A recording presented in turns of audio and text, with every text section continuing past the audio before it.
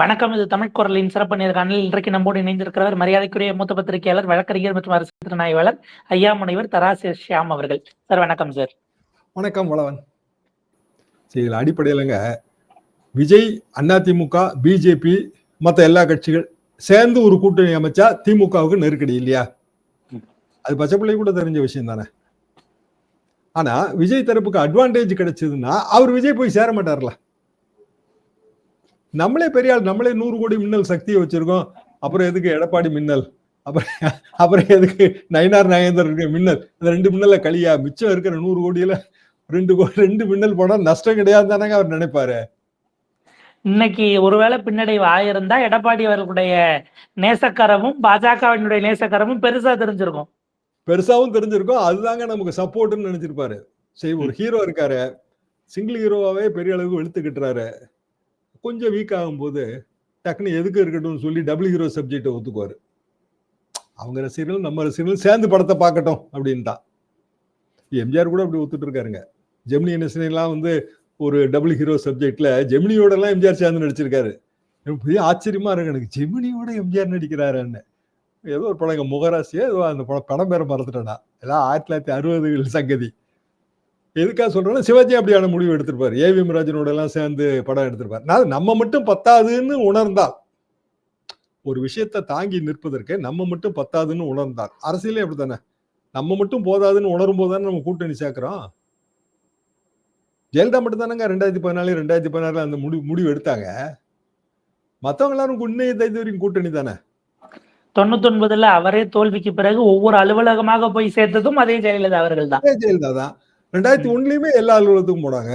2001ல 140 சீட்டு தான் அதிமுக நின்னுச்சு. சோ அரசியல்ங்கிறது அன்றைய சூழலுக்கு ஏற்ப நம்ம முடிவு செய்யறது. விஜயும் விதிவிலக்கல்ல இல்லையா? அப்ப அடிப்படையில விஜய் கை ஓங்கி இருக்கு இப்போ இந்த ஆர்டருக்கு பிறகு, ரைட்டா? இந்த ஆர்டர் அப்படியே, இந்த ஆர்டரை மட்டும் வச்சு பாருங்க. காலையில 11 மணி 11 மணி வரைக்கும் அவர்கள் அந்த வெற்றிங்கிற அந்த மூடுக்கு தான் இருக்காங்க. அவங்களுடைய எல்லாமே அப்படித்தான் தெரியுதுங்க. 41 குடும்பங்களை தத்தெடுப்பதாக அறிவிப்பு, இதெல்லாம் இப்ப வர ஆரம்பிக்கும். 41 குடும்பங்களை தத்தெடுப்பதற்கான அறிவிப்பு. அப்ப நம்மளே வந்து வெற்றியாளனா இருக்கும்போது எடப்பாடி பழனிசாமி நம்ம கூட்டணியில வந்து சேரணுமா, இல்ல நம்ம எடப்பாடி பழனிசாமி கூட்டணியில போய் சேருவோமா? மெயின் ஹீரோ நம்ம தான். அவர் நம்பர் 2வா வேணா எடுத்துக்கலாம். வேணா ஒரு காமெடி ஹீரோ வேணா வச்சுக்கலாம், அவ்வளவுதான். நம்ம தானே, நம்மள வச்சுதானே படம் ஓடுது. அப்ப விஜய் என்ன நினைப்பாருன்னா, நம்மள வச்சுதாங்க இது ஓடுது, நம்ம வந்து நம்பர் 1ல இருக்கோம், மத்தவங்க திமுக நம்மளை பார்த்து பயப்படுது, நம்ம நம்பர் 1. அதாவது திமுக வெர்சஸ் டிவிகேன்னு அவர் சொன்னதை இப்ப எப்படி சொல்லுவாருன்னா, டிவிகே வெர்சஸ் டிஎம்கேன்னு சொல்லுவாரு, ரைட்டா? அப்ப இந்த 3 வாரம் அந்த நரேட்டிவ்க்கு ஹெல்ப் பண்ணுச்சு. இதை நம்ம தொடர்ந்து கொண்டு போயிடலாம், தேர்தல் வரைக்கும் கொண்டு போயிடலாம்ல. அடிப்படையில் எனக்கு சுப்ரீம் கோர்ட் ஜட்ஜஸ் வந்து ரிட்டையர்ட் ஜட்ஜஸ் விசாரிக்க போறாங்க, அது ஒரு செய்தி ஓடும். சிபிஐ விசாரிக்கும், அது ஒரு செய்தி ஓடும். அதுல வந்து லீக் ஆகிற செய்தி வரும். இல்ல நம்மளே வந்து கூட செய்திகளை வந்து மாத்தி சொல்றதுக்கு டிவிகே தரப்பு நினைக்கல, நம்மளே செய்திகளை மாத்தி சொல்லலாம். ஸோ எல்லாமே வந்து அடுத்தடுத்த செய்தி சுற்றுல போய் சிக்குது. திமுக தரப்பு என்ன நினைக்கும்? இந்த பாருங்க, 2 பேரும் எங்க அபிடவிட்டே இல்லைன்னு சொல்றாங்க, சுப்ரீம் கோர்ட்டே இவங்க ஏமாத்துறாங்க, நாட்டு மக்களையும் நாளைக்கு ஏமாத்துவாங்க, அவங்களுக்கு செய்தி சுற்று கிடைக்குது.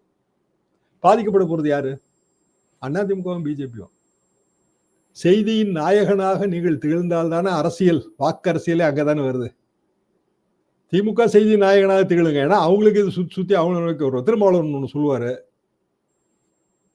செய்தி நாயகனாக விஜய் தரப்பு திகழும். என்ன காரணம்னா, சுப்ரீம் கோர்ட்டே எங்களுக்கு ஆதரவா இருக்கு, நாங்க சொன்ன சதி கோட்பாட்டை அவங்க மறைமுகமா ஏத்துக்கிட்டாங்க.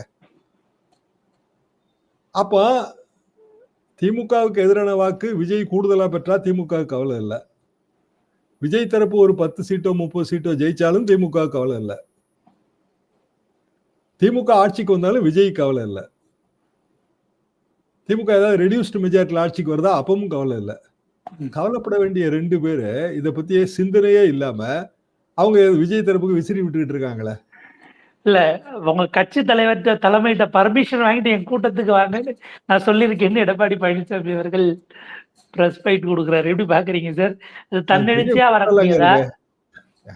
2 பேரும் கொடி ஆட்டுறாங்க, கொடி அசைக்கிறாங்க, ஆட்டுறாங்கன்னு சொல்லக்கூடாதுட்டாங்க. அசைக்கிறாங்கன்னா அதுவே கூட்டணி அப்படின்னு நினைக்கிற அளவுக்குலாம் இருக்கு அதிமுக. இல்ல அதிமுக போன்ற ஒரு கட்சி 50 ஆண்டுகள்ல 30 ஆண்டுகள் ஆண்ட கட்சி இப்படி ஒரு எதிர்பார்ப்பா அல்லது திரும்ப திரும்ப போய் நின்னு கேட்கறதுங்கிறது பர்ஸ்பெக்டிவா எடப்பாடி அவர்கள் கிரவுண்ட்ல இருந்து வந்தவர் தானே. அந்த இமேஜும் அதுல அடி வாங்குது இல்ல அத. பட் அந்த இமேஜை விடவும் நமக்கு ஜெயிக்கிறது முக்கியங்கிற இடத்துக்கு வராரு. டெஸ்பரேட்டா இருக்காருன்னு வந்து பார்க்கலாம்ல சார். இல்ல டெஸ்பரேட்டா இருந்தாலும் எப்படிங்க அவர் போவாரு? விஜய்க்கு எத்தனை சீட்டு கொடுப்பீங்க நீங்க சொல்லுங்க. நான் தான் விஜய்ங்க, நான் வர்றேன், நான் சொல்றேன் முதல் 2 வருஷம் நான் முதலமைச்சரா இருக்கேன்னு ஒத்துக்குவீங்களா? சரி, கூட்டணி ஆட்சிங்க, எனக்கு 100 சீட்டு கொடுங்க, எங்க கட்சிக்காரனுக்கும் மந்திரி பதவி கொடுங்க, ஒத்துக்குவீங்களா? கூடவே இருந்த ஓபிஎஸ்கே 2.5 வருஷம் டேர்முக்கு வரலையே. ஓபிஎஸ்க்கும் டிடிவிக்குமே அந்த இதுக்கே வரலையே, அப்புறம் எப்படி விஜய்க்கு வருவார் அவரு?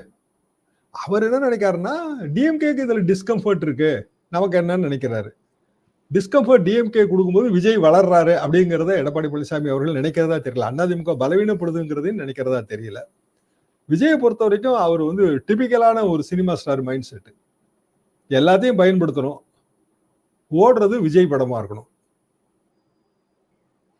புதிய டேலண்ட்லாம் வருது உள்ள, நான் சேர்த்துக்கிறேன். எஸ்பிபிக்கு வந்து ஒரு பாடுறதுக்கு வாய்ப்பு தரேன், அப்புறம் இன்னொருத்தருக்கு வசனம் எழுத வாய்ப்பு தரேன், புது கேமராமேன் வர்றாரு அவருக்கு வாய்ப்பு தரேன். ஓடுறது எம்ஜிஆர் படம், பாட்டை யார் வேணாலும் எழுதுங்க, கேட்கறது எம்ஜிஆர் பாட்டு. இதானே மைண்டு. வைசி வருஷா இது சிவாஜிக்கும் பொருந்தும், இன்னைய தேதியில் இருக்க எல்லா ஹீரோவுக்கும் பொருந்தும். அப்ப அந்த மைண்ட்ல அவர் அரசியலை அணுகிறாரு. அரசியலுக்கு இது நல்லது இல்லைங்க, அது என்னோட கருத்து. ஆனா நடப்பு வந்து இதுதான். இப்ப எடப்பாடி அவர்களுடைய வழியில நயினார் நாகேந்திரனும் தன்னுடைய பயணத்தை தொடங்கி இருக்கிறார். அதை நேற்று அதிமுக போய் தொடங்கி எல்லாம் வைத்திருக்கிறார்கள். இப்ப இதுக்கு பிறகு கூட்டணியில அடுத்த கட்சிகளை சேர்க்கறதுக்கான வாய்ப்புகளை டெல்லி காய்களை நகர்த்தும் போது அதுல தாவேகாவுக்கான ரோல் இருக்குமா? ஒரு பிரீத்திங் ஸ்பேஸ் கிடைச்ச பிறகு மூவ்மெண்ட்ஸ் அப்படிங்கிறது ஒரு ப்ரெஷர் கிரியேட் பண்ணுவாங்கன்னா பிஆர் முடிச்ச பிறகுதான் மேபி ஃபுல் ஃபிளெஜ்டா வரலாம்.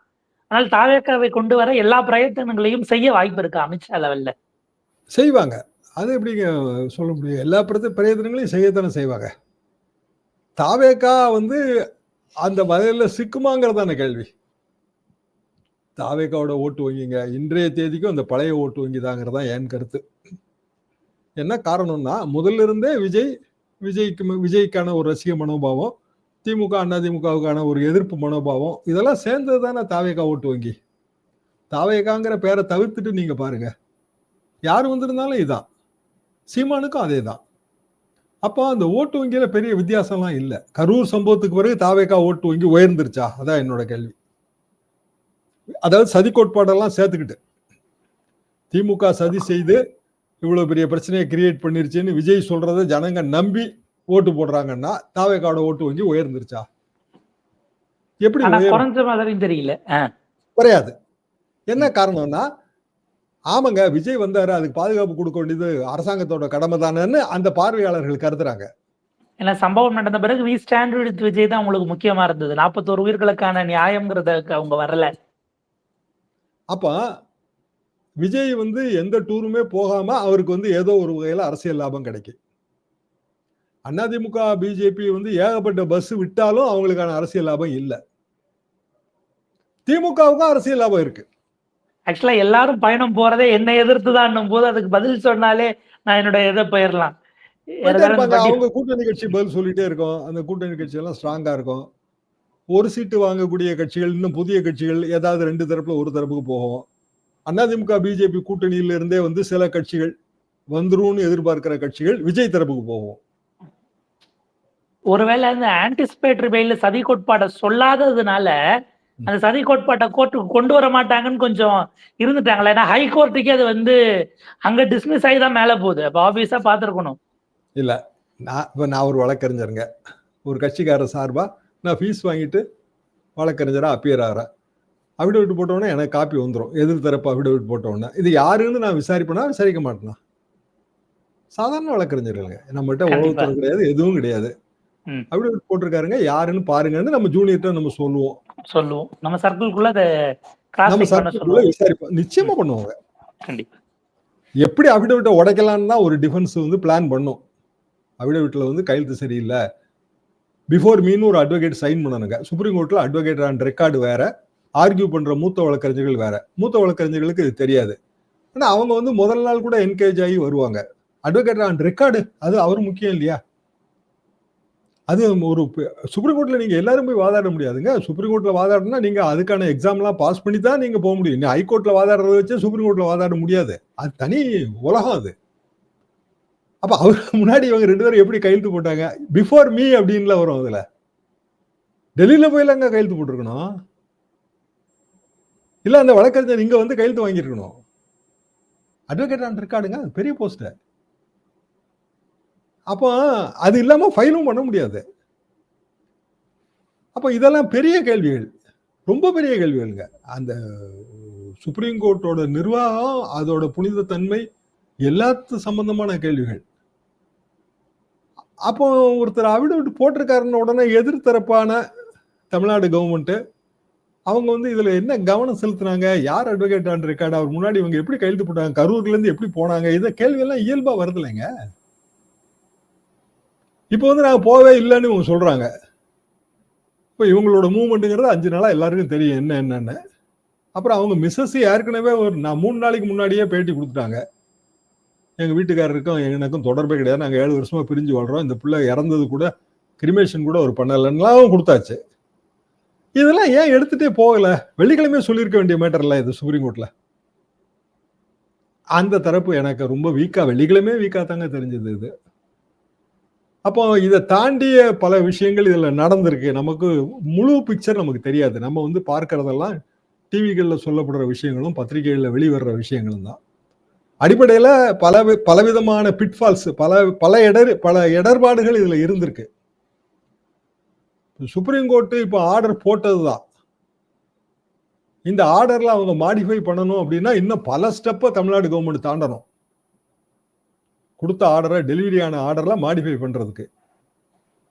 அப்படி தாண்டக்கூடிய நிலைமையில தமிழ்நாடு அரசாங்கத்தோட துறைகள் இருக்காங்கிறதே எனக்கெல்லாம் சந்தேகமா தான் இருக்கு.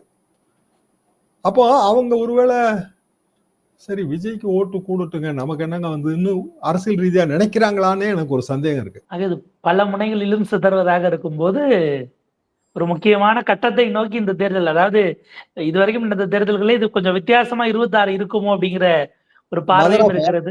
மதர் ஆஃப் ஆல் எலெக்ஷன்ஸ்ங்க, அனைத்து தேர்தல்களின் தாய் 2026. கண்டிப்பாக சார், பார்ப்போம் சார். இந்த மாதிரி ஒரு மதர் ஆஃப் ஆல் எலெக்ஷன்ஸ் பீகார்ல முடிச்சுட்டு ஃபுல் ஃபிளஜ்டா டெல்லியினுடைய பாஜக இங்க வரும்போது இன்னும் பல காட்சி மாற்றங்களை நாம் எதிர்பார்க்கலாம்.